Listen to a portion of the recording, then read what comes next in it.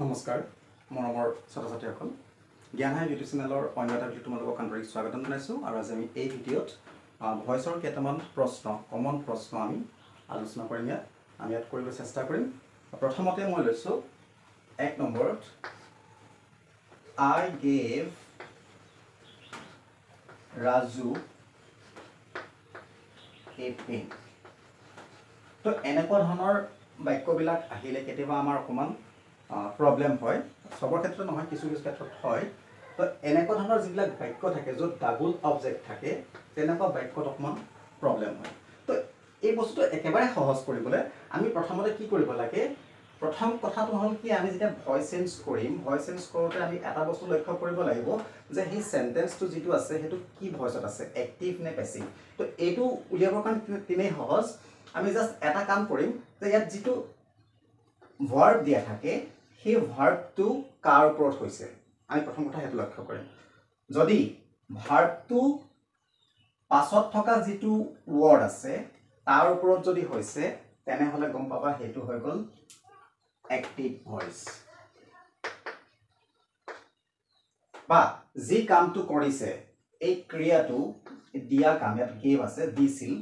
এই কামটো যি কৰিছে হি যদি সন্মুখত আছে প্ৰথমত আছে অৰ্থাৎ গেভৰ আগত আছে আৰু যাৰ ওপৰত কামটো হৈছে হেতু যদি পিছত আছে তেনে হলে গম পাবা হেতু হৈ গল এক্টিভ ভয়েস আৰু যদি কামটো যি কৰিছে অৰ্থাৎ কৰ্তাজন ইয়াত কামটো কোনে কৰিছে আই গেভ মই দিছিলো তো এই দিয়া কামটো দিছিলো কামটো কোনে কৰিছে মই কৰিছে এই যদি কেনেবাকৈ পিছত থাকিল হয় ইয়াৰ পিছত থাকিলে হেতেন তেনে হলে ই হলতেন প্যাসিভ ভয়েস ঠিক আছে তো আমি এনেকুৱা ক্ষেত্ৰত আমি ধৰা পাব পাৰো যে এক্টিভ কোনটো প্যাসিভ কোনটো তো হেতু হৈ গল এতিয়া কথা হল কি আমি ইয়াত যি দুটা অবজেক্ট আছে ডাবল অবজেক্ট আছে ইয়াত এটা অবজেক্ট আছে ৰাজু হৈছে এটা অবজেক্ট আৰু এ পেন হৈছে এটা অবজেক্ট তো আমি এই ডাবল অবজেক্ট থাকিলে কেনেকৈ চুজ কৰিম সাধাৰণতে আমি কি কৰিব লাগে ইয়াত যেটো অবজেক্ট থাকে সেই অবজেক্টটো আমি পৰ্যবেক্ষণ কৰিবলৈ চাব লাগিব যে ইয়াত লিভিং কোনটো ইয়াত জীৱন্ত কোনটো লিভিং কোনটো আছে ৰাজু এটা লৰা বা মানুহৰ নাম গতিকে ই এটা লিভিং বিং হয় আৰু এ পেন এটা হৈছে নন লিভিং বস্তু এটো কোনো জীৱ নাই সো আমি কি কৰিম সদায় যেটো লিভিং বিং হয় হেতু আমি অবজেক্ট 1 হিচাপে গণ্য কৰিব লাগে ইয়াক আমি অবজেক্ট 1 হিচাপে গণ্য কৰিব লাগে আৰু এটো যেটো এ পেন নন লিভিং এটো আমি অবজেক্ট 2 হিচাপে গণ্য কৰিব লাগে ঠিক আছে আমি ইয়াৰ ভিতৰত যিকোনটা লব পাৰো কিন্তু কথা হয় কি যদি আমি নন লিভিং টো লৈ লওঁ তেনে হলে তেতিয়া সেন্টেন্সত আমি এক্সট্ৰা 2 শব্দ ইউজ কৰিব লাগিব সো এই কাৰণে আমি সদায় কি কৰিলে লিভিং টো আমি ইউজ কৰিম তো লিভিং টো ললে কি হ'ব আমি যদি ৰাজুক আগলৈ লৈ সাবজেক্ট কৰি দিও ৰাজু আমি ৰাজু সাবজেক্ট কৰি দিও ইয়াত অবজেক্ট 1 আছিল আমি ইয়াত সাবজেক্ট কৰি দিলো এতিয়া ইয়াত যেটো ভার্ব আছে গেভ এটো আছে পাস্ট টেন্সত গতিকে গোটে সেন্টেন্সটো পাস্ট টেন্স হৈ আছে অৰ্থাৎ সিম্পল পাস্ট টেন্স হৈ আছে এটা সিম্পল পাস্ট টেন্স হৈ থাকিলে আমি কি কৰিব লাগিব ইয়াত এটা বি ভাৰ্ব ইউজ কৰিব লাগিব ৰাজুৰ পাছত বি ভাৰ্ব সো ইয়াত ৰাজুৰ পাছত বি ভাৰ্ব আমি কি ইউজ কৰিম যেহেতু ৰাজুটো সিঙ্গুলাৰ নাম্বাৰ হয় গতিকে আমি ৰাজু ওয়াজ লিখিম ৰাজু ওয়াজ ঠিক আছে তাৰপিছত যেটো ভাৰ্ব আছে গেভ ইয়াক আমি থাৰ্ড ফৰ্মুলা আনিব লাগিব এটো সদায় মনত ৰাখিবা যেতিয়া আমি এক্টিভৰ পৰা যেতিয়া প্যাসিভ ফৰ্মলৈ আনিম বা প্যাসিভ ভয়েসলৈ আনিম তেতিয়া আমি সদায় কি কৰিব লাগিব ভাৰ্বটো সদায় v3 অৰ্থাৎ past participle form হ'ব লাগিব আমি past participle form কৰিব লাগিব তো গেভৰ past participle form হ'ল given ৰাজু was given একেলগে হৈ গল ৰাজু was given ৰাজু কি দিয়া হ'ল ইয়াত আমি লিখিব লাগিব যেটো অবজেক্ট 2 আছিল a pen Raju was given a pen একেলগে প্ৰায় হৈ গৈছে এতিয়া আমাক কি লাগিব এইটো যেটো অবজেক্ট আছে ইয়াৰ পাছত আমি এটা প্ৰিপজিশন বহাম আৰু প্ৰিপজিশন আমি কি বহাম বাই বহাম Raju was given a pen by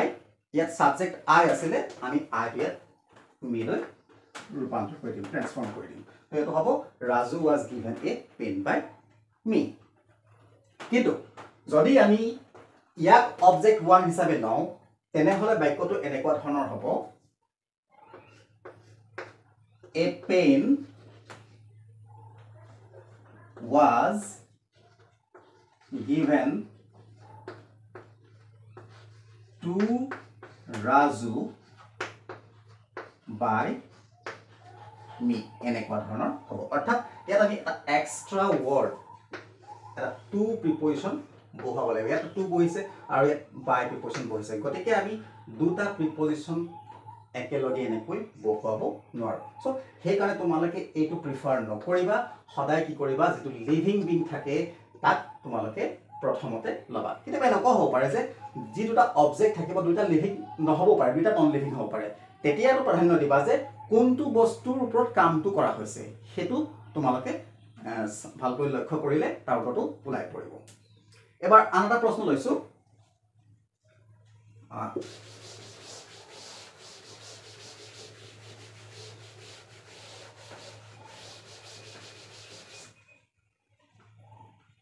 shut the door বা ধৰি লোৱা window ঠিক আছে shut the door বা window কিবা আমি ললো ঠিক আছে খিৰিকীখন বন্ধ কৰি দিয়া বা দৰজাখন বন্ধ কৰি দৰজা door মানে দৰজা window মানে খিৰিকী যদি আমি এনেকৈ লব লগা হয় তেতিয়া আমি কি কৰিম সদায় আৰম্ভণিত এটা লেট লগাব লাগিব কিয় লগাব লাগিব গম পাইছানে কাৰণ এই যেটো সেন্টেন্স এই গোটেই বাক্যটো হৈছে এটা ইম্পেৰেটিভ সেন্টেন্স অৰ্থাৎ আদেশ উপদেশ বা অনুৰোধমূলক যে বাক্য তাক কোৱা হয় ইম্পেৰেটিভ সেন্টেন্স তো এনেকুৱা ইম্পেৰেটিভ সেন্টেন্স হলে আমি কি কৰিম সদায় লেট লগাম প্ৰথমতে আমি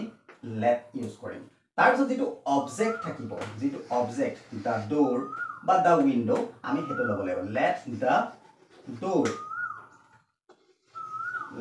দা ডোৰ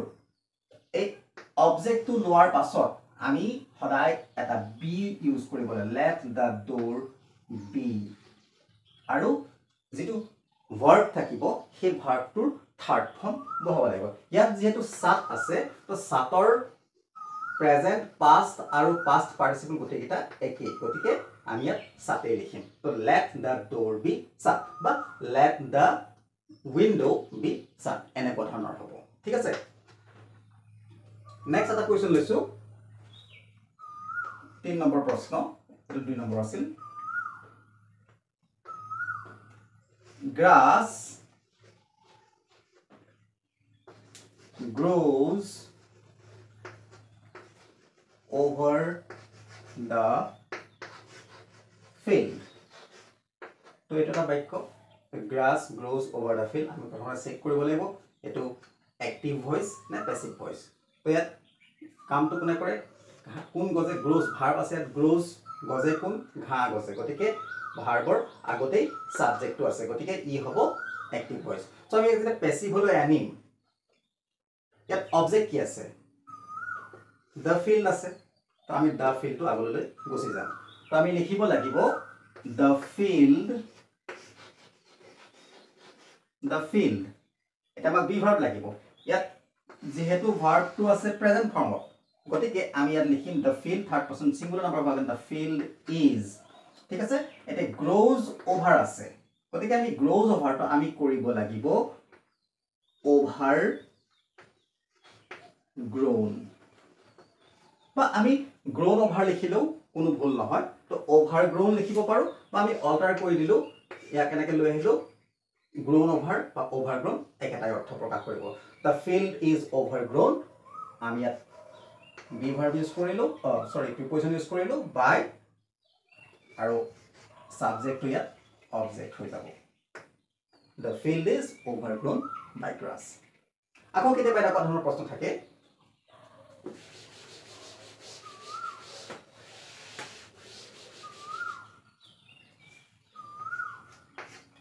did she buy a new car এটো হল প্ৰশ্নবোধক বাক্য তো did she buy a new car তো এটো অ্যাক্টিভ হতে আছে এটো অ্যাক্টিভ হৈছে হ'ব কাৰণ ইয়াত ভাৰ্ব আছে বাই আৰু কাৰ কথা কৈছে তেখেত বা তেওঁ বা তাই এখন নতুন গাড়ী কিনিলে নে তো ইয়াত সি কিনা কামটো কোনে কৰিব সি তাই গতিকে ভাৰ্বৰ আগত আছে গতিকে ই অ্যাক্টিভ হৈছে আৰু কিনা কামটো কাৰ ওপৰত হ'ব এ নিউ কাৰৰ ওপৰত হ'ব গতিকে এইটো এক্টিভ ভইচ তো এনেকুৱা ক্ষেত্ৰত আমি এটা বস্তু মন কৰি লওঁ এই বাক্যটোৰ টেন্সটো কি আছে ডিড ৱৰ্ডটোৱে কি বুজাইছে ডিড ৱৰ্ডটোৱে পাষ্ট টেন্স বুজাইছে গতিকে আমি ডিডৰ বদলি আমি লিখিব লাগিব was ঠিক আছে তাৰপিছত যেটো অবজেক্ট আছে এ নিউ কাৰ এটো ইয়াত সাবজেক্ট হৈ যাব was a new car আৰু যেটো by আছিল যেটো verb আছিল এটা আমি থাৰ্ড ফৰ্ম কৰিম এটো হৈ যাব bought was a new car bought by her ইয়াতো প্ৰশ্নবোধক চিনে থাকিব তোমালোকে মনত ৰাখিবা